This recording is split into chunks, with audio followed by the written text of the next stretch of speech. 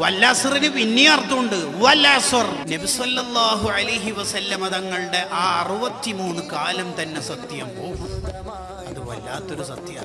ഭാര്യ സഫിയ ബീവി നീളം കുറഞ്ഞ മഹദി ആയതുകൊണ്ട് ഒട്ടകപ്പുറത്ത് കയറാൻ കഴിയുന്നില്ല. റസൂൽ പറഞ്ഞ സങ്കടപ്പെടണ്ടെന്ന് പറഞ്ഞിട്ട് കാല് നീട്ടിക്കൊടുത്ത് ആ മുട്ടും കാലുമേൽ ചവിട്ടാൻ പറഞ്ഞിട്ട് ചവിട്ടിയിട്ട് കയറാനാണ്. സ്വർഗത്തിൽ ആദ്യം എടുത്തു നോക്കേണ്ട കാല് ഭാര്യന്റെ കോണിപ്പടി. ഷേഖുന കൻസുലുലുമ ചിത്താരി ഉസ്താദിനെ ഒരിക്കൽ വീട്ടിൽ നിന്ന് കാണുന്നില്ല. ഭാര്യക്ക് ഭയങ്കര ബേജാറായി. അങ്ങനെ ഉള്ളിൻ്റെ ഉള്ളിലേക്ക് നോക്കുമ്പോൾ ബാത്റൂമിൻ്റെ ഡോറിൻ്റെ വേക്കിൽ ഒളിച്ചിരിക്കുകയാണ്. ഭാര്യനോട് ഒളിച്ചുമ്പൊത്ത് കളി.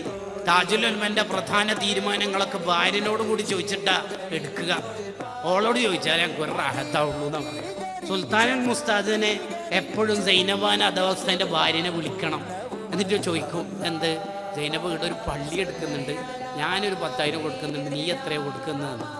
എൻ്റെ സൈനബാനെ കൂട്ടാണ്ട് ഒരു നന്മ ഞാൻ ചെയ്യാറില്ല എന്ന് ഉസ്താദ് പറയാറ്. ഇതെവിടുന്ന പഠിച്ചത്? വല്ലസർന്ന് പഠിച്ചടാ അവര്. ആ കാലം എല്ലാ കാലത്തേക്കും മാതൃകയായ കാലം.